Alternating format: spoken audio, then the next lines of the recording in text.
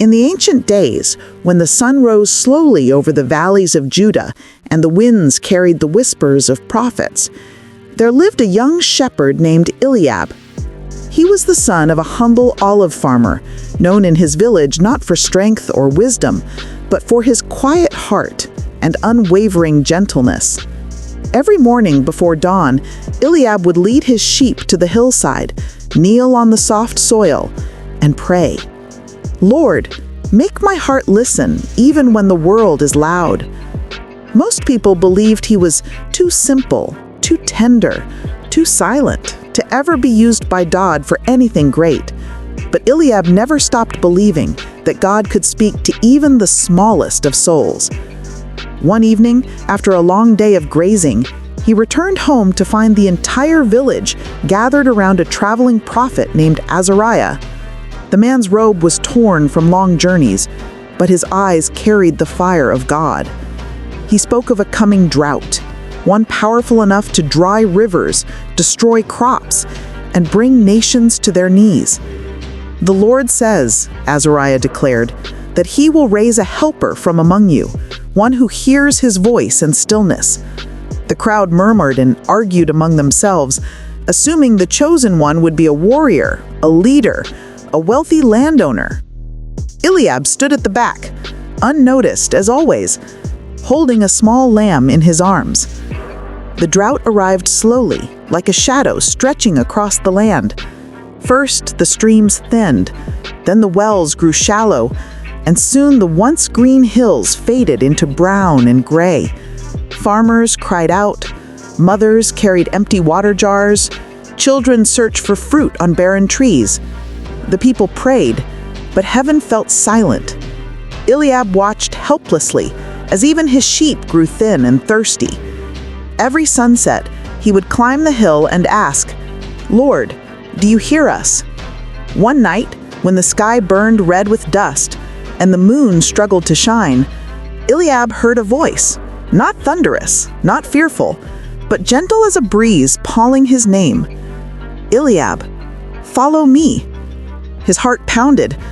He looked around, but no one was there. The voice returned, "I have heard my people's cry. Walk to the wilderness of Zin.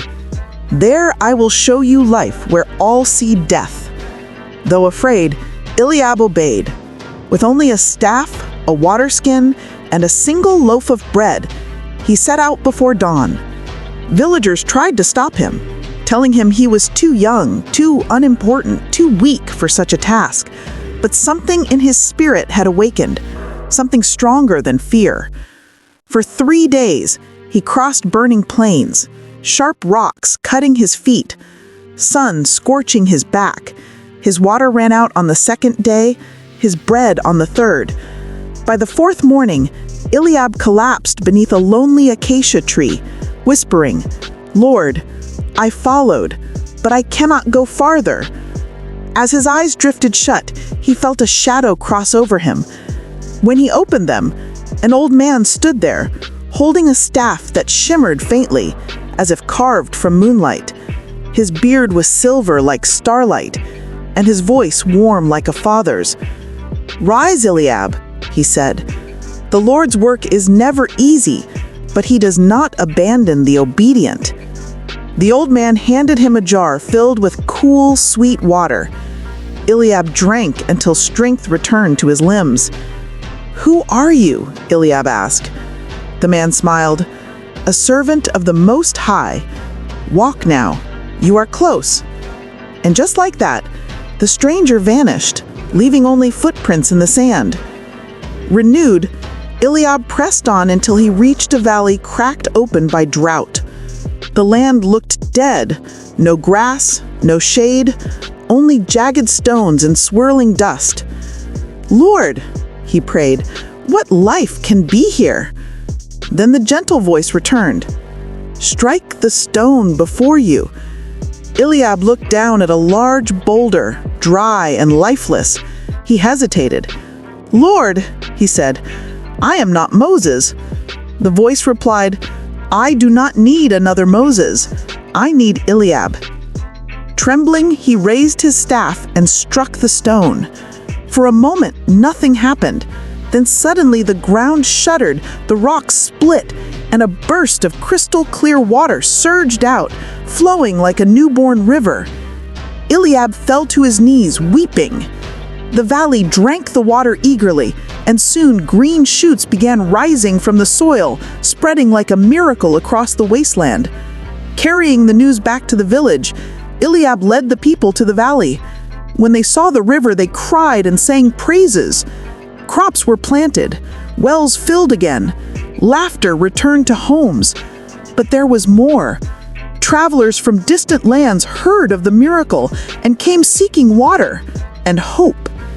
Instead of keeping the blessing for themselves, the villagers shared freely, turning their small valley into a refuge.